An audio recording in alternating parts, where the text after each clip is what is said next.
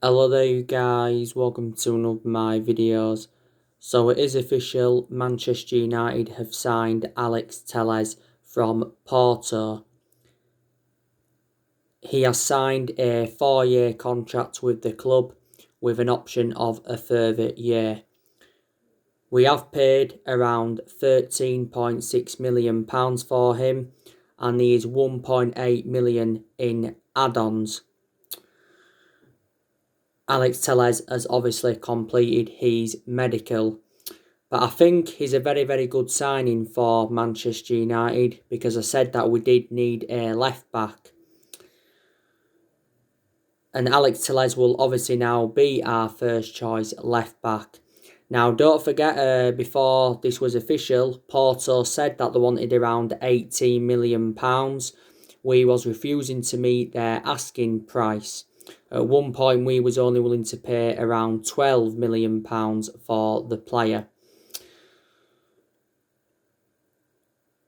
Alex Telles was into the final year of his contract with Porto.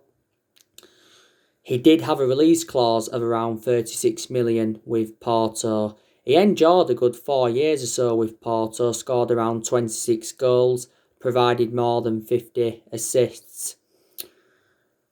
Obviously, before he had a loan spell with Inter Milan.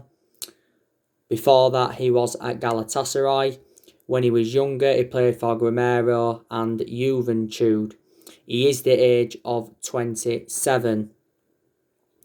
So that has been confirmed. Now, it's also official that Manchester United have signed Edinson Cavani. We have got him on a free transfer.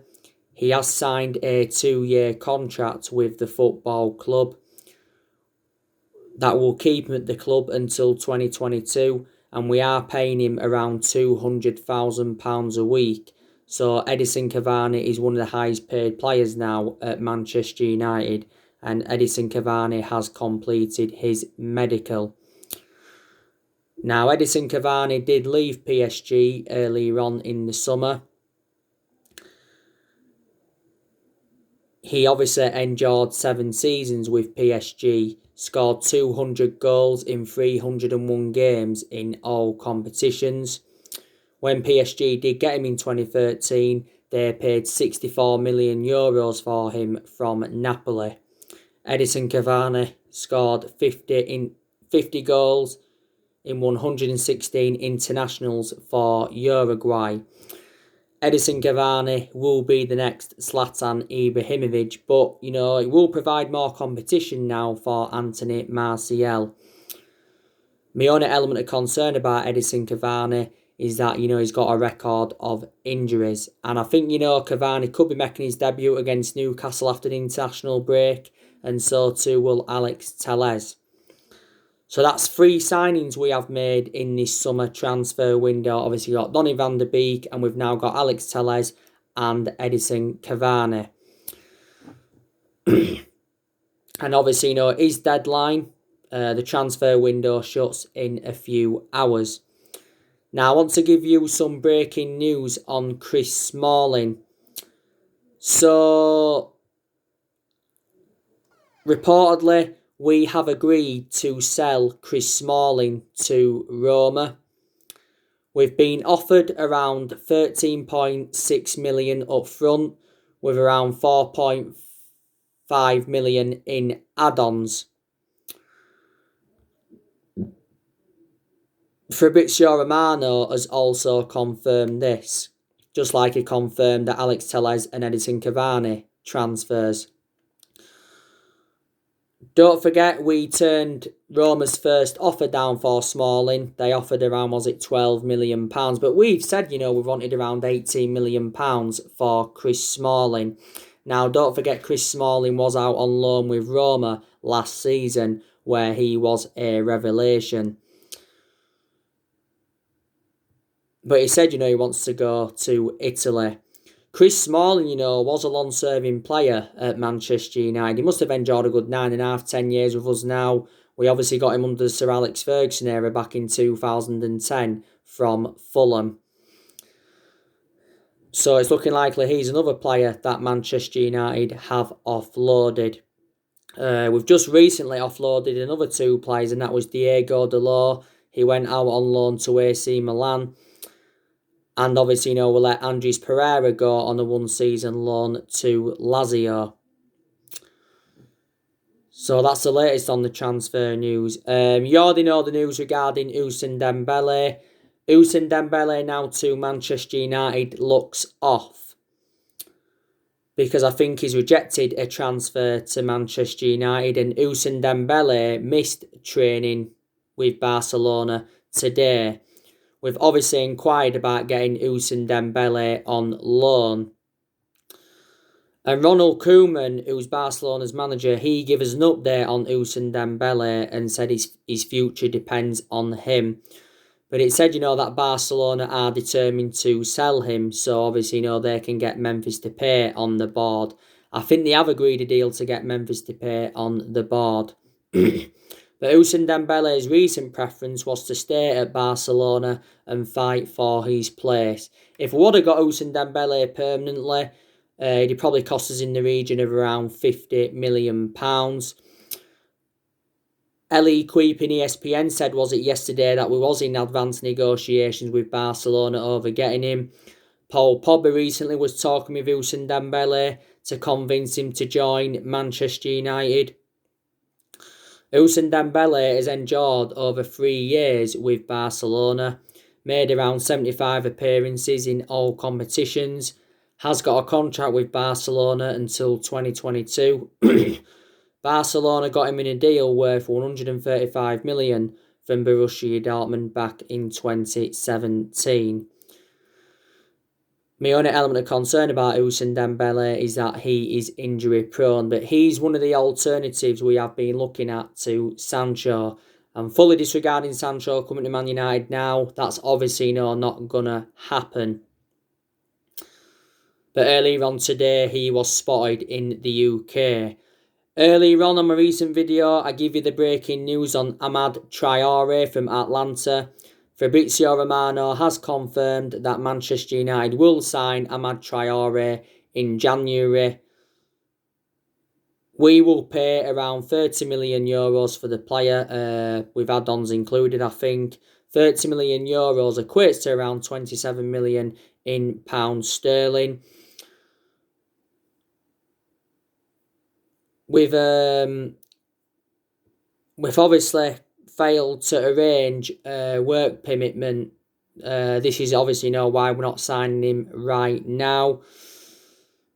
Amad Traore was the first player born in 2002 to score in the Serie A. That was obviously last year. So he's coming to the club in January.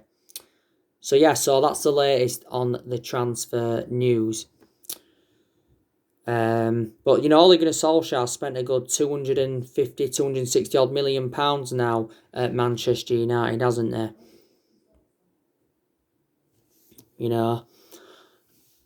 But like I said to you on my recent video, I think Woodward, the Glazers and Matt Judge have failed Ole Gunnar Solskjaer at Manchester United, because personally speaking, I don't think Ole Gunnar Solskjaer has been backed enough as Manchester United manager, and I think he does deserve more backing. I really, really do.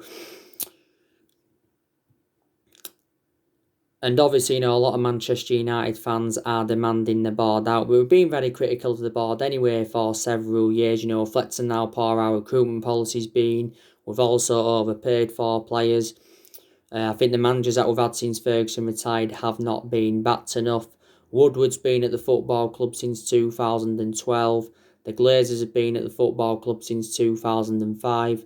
And I think Matt Judge has been at Manchester United since 2012. But Solskjaer's revealed quite a few times throughout the course of this summer transfer window that he's been very infuriated with the board. Because Solskjaer's publicly admitted that Manchester United have got to obviously spend money. We've missed out on a lot of our targets in this summer transfer window. Don't forget, we missed out on Sergio Reguilon. We missed out on Gareth Bale. Missed out on Grealish. Missed out on Erling Haaland back in January. And we also missed out on Jude Bellingham.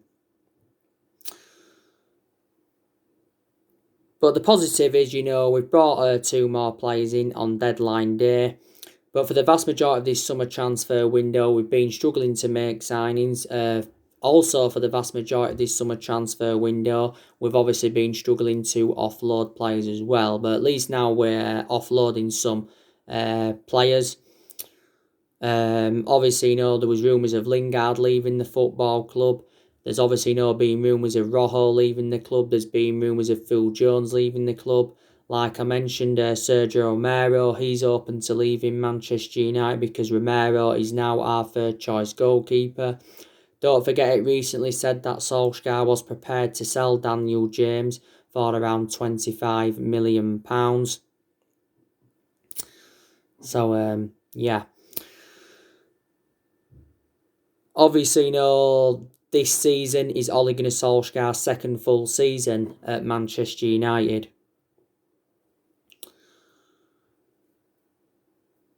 And I said to you, didn't I, before the season started, that what would represent a good season for Manchester United, and that's obviously, to get a top 4 finish and win a trophy. And by the looks of things at the moment, we are not going to do this. And if Solskjaer doesn't exceed his expectations, he will get sacked as Manchester United manager. We have not yet won out in terms of silverware under the Ole Gunnar Solskjaer era, and we haven't won a trophy for over 3 years. Now, we have had a bad start to the season. Obviously, lost our opening game against Crystal Palace by 3-1. That was our worst defeat on an opening day of a Premier League season since 1995. We was obviously, lucky to beat Brighton in the league by 3-2. In reality, that should have ended 2-2 draw. And we recently lost to Tottenham by 6-1 at Old Trafford. That was obviously, our worst defeat at Old Trafford since the 6-1 defeat to Man City back in 2011. And it's the first time we have lost our 2 opening home games in the league in 34 years. Solskjaer made an admission after the Tottenham defeat and said, it's his worst day in his managerial career. And reflects on that, result, there's a lot of Manchester United fans now that are demanding Ole Gunnar Solskjaer out of the club. Solskjaer's been at Manchester United now almost 2 years, hasn't he? But, last season was Solskjaer's first full season at the football club. And to be fair, last season he did exceed most of his expectations. Obviously got us qualification for the Champions League. We obviously finished 3rd. And we did progress to 3 semi-finals. But at this present time, we are in a similar situation to what we was in at the first part of last season. Because at the first part of last season, we enjoyed our worst start ever to a Premier League season. At that point, Solskjaer was under serious pressure at the club. These positives to take from his tenure, like I've mentioned before, he's brought some good players in, to be fair. He's also got rid of a lot of the deadwood since he got recommended in. He's also give the youngsters their opportunities, so I do like the way he's promoted the youth.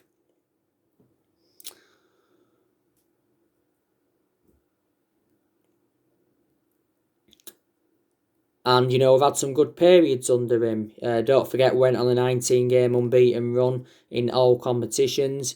We went on a 14-game unbeaten run in the Premier League, and we did well in that 3-month period when he was the interim manager. But probably isn't the right manager for Manchester United, Solskjaer. And there's a lot of Manchester United fans that think, we've got to get a manager in with a proven pedigree, such as a Pep Guardiola or the Jurgen Klopp for prime example. Because Solskjaer hasn't got a proven pedigree, has he? He's gained managerial experience, reflecting how long he's been at Manchester United. Obviously, before he was with us, he was at Mould. Won a few Norwegian titles with Mould, and before he was at Mould, he was at Cardiff, and his record at Cardiff was absolutely disastrous. The main explanation he got sacked from Cardiff is because he ended up getting Cardiff relegated. But if we did sack Solskjaer, who would come in to replace him? Maybe Mauricio Pochettino would be one of the favourites. Don't forget, before Solskjaer got the job in March last year, Mauricio Pochettino was linked with the managerial role. There was obviously no talks of Massimiliano Allegri coming into the club. And at one point, Zinedine Zidane was linked with a managerial role at Manchester United, weren't he?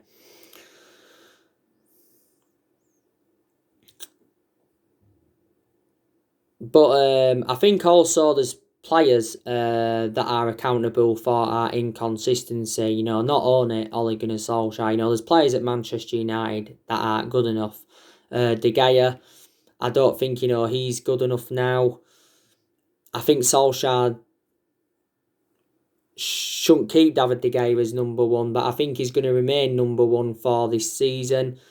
You know, I've always said, you know, Solskjaer should put Dean Henderson now as number one, because Dean Henderson has got that experience behind him, hasn't he?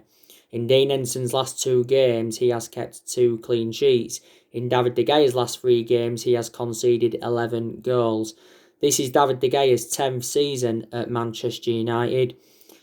He's made over 400 appearances for the club in all competitions. 300 odd of those appearances have come in the Premier League. De Gea has won everything domestically at the football club, and he has won individual awards reflecting on his good run of performances. He's had around 7 good years at De Gea, because in the last couple of years he's been a liability, reflecting on the calamitous mistakes he's made. Back in 2011, we paid just over £18 million for De Gea from Atletico Madrid. He could possibly leave next summer, but when he does leave Manchester United, he will go back to Spain. My perception on Wan-Bissaka, you know, he hasn't had a good start to this season. I still think we'll keep Wan-Bissaka, obviously, because he is our first choice right back. But Wan-Bissaka's got to improve his attacking intent, because that's what he's really lacking at the moment. But in the vast majority of his games, his defensive contribution's always been good. This season is Wan-Bissaka's 2nd season at Manchester United. You know, last season was his 1st season at the club. We got him in a deal worth £50 million from Crystal Palace last summer. Victor Lindelof, you know, I don't think he's good enough to represent Manchester United now. Lindelof may find game time hard this season, because Solskjaer's confirmed that Bailly will be playing regularly, so Bailly will get there ahead of him. I think, personally, Bailly's a better centre-half than Lindelof, but my element of concern about Eric Bailly is that he is injury-prone. Victor Lindelof's enjoyed a good 3 years or so now at Manchester United. Don't get me wrong, he's had some good games, but he's also had a lot of bad games. We got Victor Lindelof from Benfica back in 2017 for £30 million. Harry Maguire, I'm also starting to believe he's not good enough to represent Manchester United. He hasn't really done much since he came in. Has had a poor start to this season. Solskjaer's confirmed that Harry Maguire will remain Manchester United captain this season, but I think we've got to give the captaincy to someone else, maybe Bruno Fernandes. As it stands at the moment, Harry Maguire is the 2nd most expensive signing at the club and the most expensive centre-half in the world, isn't he?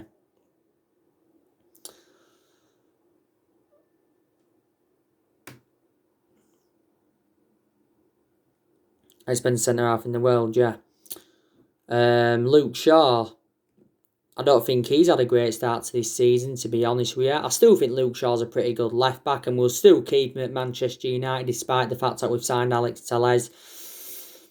You know, Luke Shaw, to be honest with you, has been our first choice left-back for a while, but he's injury-prone, Luke Shaw. Not so long ago, recovered from an ankle injury. Shaw's enjoyed around 6 years or so now at Manchester United. Fred, he hasn't been good in the games he's played in really this season. You know, gives the ball away far too much. Does look exposed at times. A few weeks ago, there was rumours of Fred leaving the football club, weren't there? But Fred came out and said that he wants to stay at Manchester United and he wants to be an essential player and win trophies for the club. Fred's been with us a few years now. Obviously, we paid £52 million for him from Shakhtar Donetsk back in 2018. We got him in Jose Mourinho's final transfer window. We'll still keep Fred though, but I think we could possibly sell him sometime next year. McTominay, you know, he hasn't had a good start to this season, let's be honest. I think he's had some good games as a Manchester United player, as McTominay. Not so long ago, he signed a 5-year deal with the football club. Last season, McTominay was out with that ankle injury. Matic, he hasn't had a brilliant start to this season, but I still think there's aspects of his game that have improved. Not so long ago, Matic signed a 3-year deal with Manchester United. Matic has enjoyed a good 3 years or so now at the club. We got him in a deal worth £40 million from Chelsea back in 2017. Paul Pogba, he could possibly leave the football club at some point next year, could possibly even leave in January. Let's be honest, Paul Pogba hasn't had a fantastic start to this season. Prior to the Brighton game in the Carabao Cup, when he did score when he came off the bench. But I thought towards the end of last season, to be fair, Paul Pogba did well. His combination with Bruno Fernandes was very, very good. Now, we have been in the process of trying to get Paul Pogba a new long-term contract at the club to end the uncertainty over his future. We may not get him a new long-term contract now, but as it stands at the moment, Pogba's just got under a year left on his Man United contract, but the club do have an option to extend it for a further year. As it stands at the moment, Pogba's our most expensive signing because we paid £89 million for him. I think probably one of our best players, to be honest with you, is Bruno Fernandes. He's probably the best signing we've made under Solskjaer, and probably one of the best signings we've made since Alex Ferguson's retirement. And don't forget, we've recruited over 30-odd players since Ferguson left. Bruno Fernandes must have scored a good 14-15 goals in all competitions since his arrival. Okay, a lot of his goals have come from the penalty spot. But last season, Bruno Fernandes won some Matt Busby Player of the Season. And I think he's won around Premier League Player of the Month 3 times, reflecting on his good run of performances. We got Bruno Fernandes in a deal worth £55 million from Sporting Lisbon in January. I'll give Donny van de Beek credit. I think he's made a fantastic impact since he's come in, and I think he's the foreseeable future for Man United. But the question is, why is Solskjaer not starting him? Donny van de Beek has not yet made his full Premier League debut for the club. We got Donny van de Beek in a deal worth around, was it 40 million? He signed a 5-year deal with the club with an option of a further year. And Donny van de Beek currently wears the number 34 shirt. Marcus Rashford, will keep him. He's the foreseeable future for Man United. Rashford's been part of the club for several years, hasn't he? I think he's been with us around 15 years because he's 22 now. And he's been a United player since the age of 7. And he's been in our senior squad since 2016. Currently plays on that left-hand side. Not so long ago, recovered from an ankle injury. Also had a back injury last season when he was out for a few months. Mason Greenwood, I think he's definitely the foreseeable future for the club. Greenwood's done well this season in the games he's played in, to be fair. He's just recently been withdrawn from the England squad again by Gareth Southgate. Solskjaer's backed Gareth Southgate's decision to drop him yet again. We had a few issues though with Mason Greenwood before the season started, didn't we? Greenwood's now our number 11. He's the 4th Manchester United player to wear the number 11, isn't he? But very effective on that right-hand side. Anthony Martial, he hasn't had a great start to this season, but we will keep Martial for at least this season. He was exceptional last season under Solskjaer. I thought Martial was very, very good in his debut season under the Louis van Gaal era, to be honest with you. We paid around £36 million for Martial from Monaco back in 2015, didn't we? Martial's our current number 9. He's very, very effective, though, in that central position, even though it isn't his predominant position. Odion Ighalo, he obviously doesn't get starts now in the Premier League, does he? But he does get his chances in the cup games. And he hasn't been good in the games he's played in recently, but last season was quite good. Don't forget, last season he was our top goal scorer in the FA Cup. Just after lockdown, we extended Odion Ighalo's loan until January 2021. Juan Mata, I think he's made a fantastic impact in the games he's played in so far this season. Scored in the game against Luton. Scored in the game against Brighton in the Cup. That was his 50th goal for Manchester United. I think Juan Mata should get more chances, to be honest with you. Mata's enjoyed a good 6 years or so now at the football club. We got him from Chelsea back in 2014 for just under £40 million. So there's a lot of players that are inconsistent in Man United, but we've still also got some good players in the team. You know what I mean? But like I said to you, when we appointed Ole Gunnar Solskjaer in as Manchester United manager, he was inheriting a squad that was worth £700 million before he obviously made his signings.